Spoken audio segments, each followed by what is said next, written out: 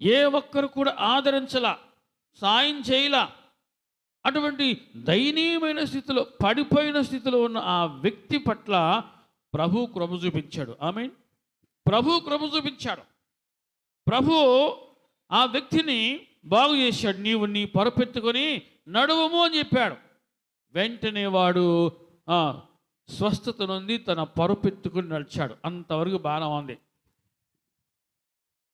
అక్కడ ఉన్నవాళ్ళు 38 ఏళ్ళ నుంచి ఆ ప్రాంతానికి వచ్చిన వాళ్ళు, ఆ ప్రాంతంలో ఉన్నవాళ్ళు చూస్తూ ఉన్నారు ఈ వ్యక్తిని. ఆ వ్యక్తి లేచి నడుస్తూ ఉంటే చూసిన వాళ్ళందరూ కూడా సంతోషించాలి.